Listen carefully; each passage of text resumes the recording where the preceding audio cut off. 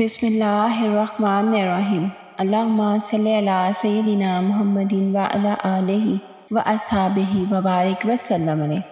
لیلۃ القدر جو بے پناہ روشنیوں والی، رحمتوں والی، برکتوں والی اور نور والی رات ہے۔ اس رات کی فضیلت اس وجہ سے بھی ہے کہ اس رات میں زمین پر ملائکہ کا نزول ہوتا ہے۔ ارشاد باری تعالیٰ ہے، یعنی ملائکہ انسانوں کے پاس آتے ہیں اور پھر ملائکہ کے ساتھ ملائکہ کے سردار حضرت جبریل امین علیہ السلام بھی تشریف لاتے ہیں۔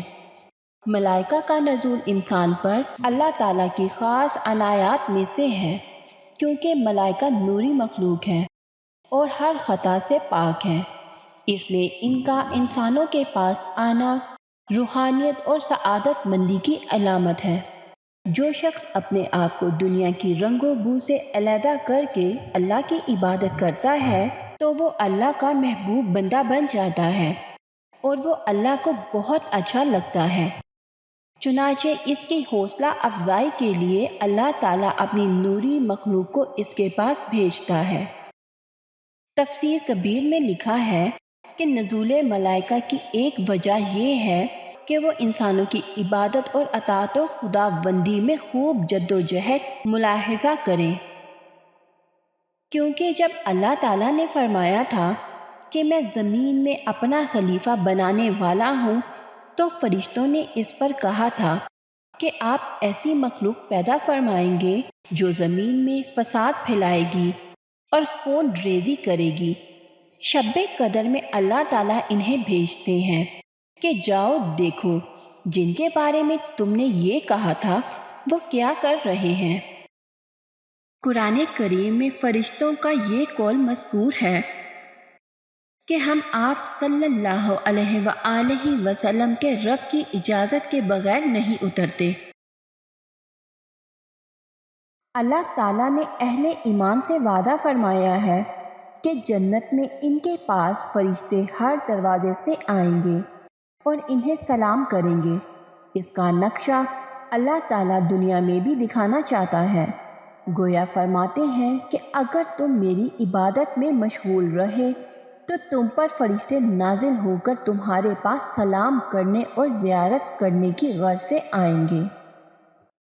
اللہ تعالیٰ نے شب قدر کی فضیلت کو زمین میں اپنی اطاعت و بندگی کے اندر مشغول رہنے میں رکھا ہے، چنانچہ فرشتے اس رات زمین پر اس لیے اترتے ہیں کہ ان کی اطاعت و بندگی کا ثواب بھی بڑھ جائے۔ اس کی مثال ایسے ہے کہ جیسے کوئی شخص مکہ مکرمہ میں اس نیت سے جائے کہ اسے اپنی اطاعت و بندگی کا اجر زیادہ ملے۔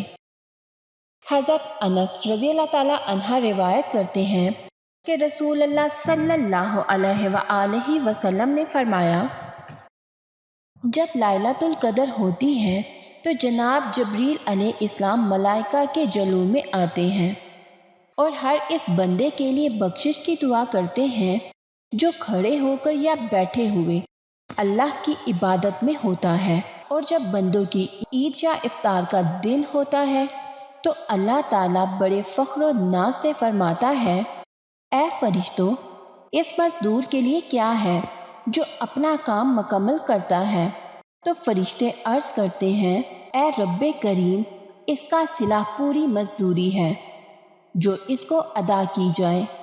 تب اللہ عز و جل فرماتا ہے کہ میرے بندوں اور بندیوں نے اپنے اوپر لازم عمل فریضے کو پورا کر لیا اور اب وہ مجھے پکارتے اور دعا کرتے ہوئے عیدگاہ کی طرف نکلے ہیں۔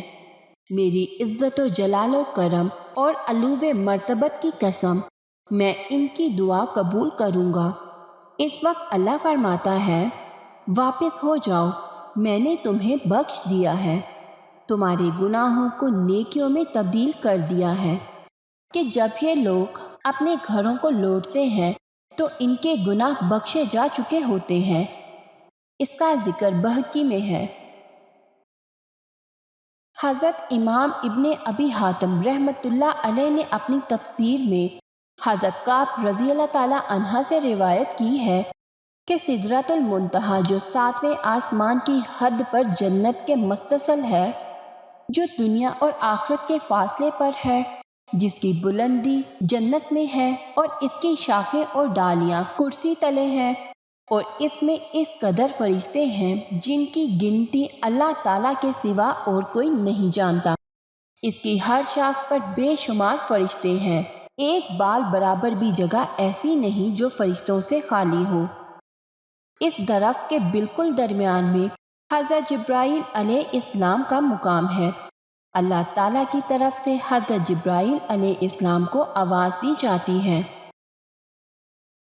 کہ اے جبرائیل، لیلۃ القدر میں اس درخت کے تمام فرشتوں کو لے کر زمین پر جاؤ۔ یہ کل کے کل فرشتے رافت و رحمت والے ہیں، جن کے دلوں میں ہر مومن کے لیے رحم کے جذبات موجزن ہیں۔ سورج غروب ہوتے ہی یہ کل کے کل فرشتے حضرت جبرائیل علیہ السلام کے ساتھ لیلۃ القدر میں اترتے ہیں اور تمام روئے زمین پر پھیل جاتے ہیں، ہر جگہ سجدے میں قیام میں مشغول ہو جاتے ہیں اور تمام مومن مردوں کے لیے دعائیں مانگتے رہتے ہیں۔ یہ گرجا گھر، مندر، بت خانے، جن مقامات میں اللہ کے علاوہ دوسرے کی پرستش ہوتی ہے، وہاں یہ فرشتے نہیں جاتے، اور یہ ان جگہوں پر بھی نہیں جاتے یہاں گندگی ہو، اور اس گھر میں بھی جہاں نشے والا آدمی ہو یا نشے والی چیز ہو، جس گھر میں گانے بجانے یا گھنٹیاں ہوں، اور جہاں پر کوڑا کرکٹ ڈالنے کی جگہ ہو، یہ وہاں پر بھی نہیں جاتے۔ یہ رحمت کے فرشتے ہیں۔ ان کے علاوہ باقی چپے چپے پر گھوم جاتے ہیں اور ساری رات مومن مردوں اور عورتوں کے لیے دعائیں مانگنے میں گزارتے ہیں۔ حضرت جبرائیل علیہ السلام تمام مومنوں سے مصافحہ کرتے ہیں۔ جو شخص اس رات میں 3 مرتبہ لا الہ الا اللہ پڑھے، اس کی پہلی مرتبہ کے پڑھنے پر گناہوں کی بخشش ہو جاتی ہے، دوسری مرتبہ کہنے پر اسے آگ سے نجات ملتی ہے، تیسری مرتبہ کہنے پر جنت میں داخل ہو جاتا ہے۔ راوی نے پوچھا کہ اے ابو اسحاق، جو اس کلمے کو سچائی سے کہے، اس پر فرمایا کہ یہ تو نکلے گا ہی اس کے منہ سے جو سچائی سے اس کا کہنے والا ہے، اس خدا کی قسم جس کے ہاتھ میں میری جان ہے۔ لیلۃ القدر کافر و منافق پر تو اتنی بھاری پڑتی ہے کہ گویا اس کی پیٹھ پر پہاڑ آ پڑا، اور یہ تمام تر فرشتے فجر ہونے تک اسی طرح رہتے ہیں۔ پھر سب سے پہلے حضرت جبرائیل علیہ السلام چڑھتے ہیں اور بہت اونچے چڑھ کر اپنے پروں کو پھیلا دیتے ہیں، بالخصوص ان 2 سبز پروں کو جنہیں اس رات کے سوا وہ کبھی نہیں پھیلاتے۔ یہی وجہ ہے کہ سورج کی تیزی ماند پڑ جاتی ہے اور شعائیں بھی مدھم ہو جاتی ہیں۔ پھر ایک ایک فرشتے کو پکارتے ہیں اور سب کے سب اوپر چڑھتے ہیں۔ ان تمام فرشتوں کا نور اور حضرت جبرائیل علیہ السلام کے پروں کا نور مل کر سورج کو ماند کر دیتا ہے۔ اس دن سورج مدھیر رہ جاتا ہے۔ حضرت جبرائیل علیہ السلام اور یہ سارے کے سارے بے شمار فرشتے اس دن آسمان و زمین کے درمیان مومن مردوں اور مومن عورتوں کے لیے رحمت کی دعائیں مانگتے ہیں اور ان کے گناہوں کی بخشش طلب کرنے میں گزار دیتے ہیں۔ نیک نیتی کے ساتھ روزہ رکھنے والوں کے لیے اور ان لوگوں کے لیے بھی جن کا یہ خیال رہا کہ اگلے سال بھی اگر خدا نے زندگی رکھی تو رمضان کے روزے عمدگی کے ساتھ پورے کریں گے، یہی دعائیں مانگتے رہتے ہیں۔ شام کو آسمان دنیا پر چڑھ جاتے ہیں، وہاں سے تمام فرشتے حلقے باندھ باندھ کر ان کے پاس جمع ہوتے ہیں اور ایک ایک مرد اور ایک ایک عورت کے بارے میں ان سے سوال کرتے ہیں اور یہ جواب دیتے ہیں، یہاں تک کہ وہ پوچھتے ہیں کہ فلاں شخص کو اس سال تم نے کس حالت میں پایا، تو وہ یہ کہتے ہیں کہ گزشتہ سال تو ہم نے اسے عبادتوں میں پایا تھا، لیکن اس سال وہ بدعتوں میں مبتلا تھا، اور فلاں شخص گزشتہ سال بدعتوں میں مبتلا تھا، لیکن اس سال ہم نے اسے سنت کے مطابق عبادتوں میں پایا۔ بس یہ فرشتے اس پہلے شخص کے لیے بخشش کی دعائیں مانگنی موقف کر دیتے ہیں اور دوسرے شخص کے لیے دعائیں مانگنی شروع کر دیتے ہیں۔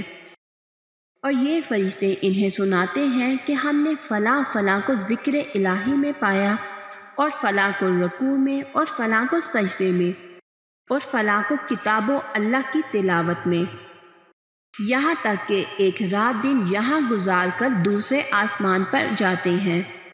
یہاں بھی یہی ہوتا ہے، یہاں تک کہ سدرۃ المنتہا میں اپنی اپنی جگہ پہنچ جاتے ہیں۔ اس وقت سدرۃ المنتہا ان سے پوچھتا ہے کہ مجھ میں بسنے والوں، میرا بھی تم پر حق ہے، میں بھی ان سے محبت رکھتا ہوں جو خدا تعالیٰ سے محبت رکھے، ذرا مجھے بھی لوگوں کی حالت کی خبر دو اور ان کے نام بتاؤ۔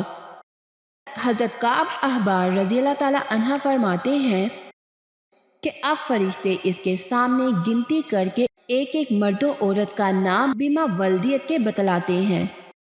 پھر جنت سدرۃ المنتہا کی طرف متوجہ ہو کر پوچھتی ہے کہ تجھ میں رہنے والے فرشتوں نے جو خبریں تجھے دی ہیں مجھ سے بھی تو بیان کر، اور پھر سدرۃ المنتہا اس سے ذکر کرتا ہے۔ یہ سن کر وہ کہتی ہے خدا کی رحمت ہو فلاں مرد پر اور فلاں عورت پر، خدایا انہیں جلدی مجھ سے ملا۔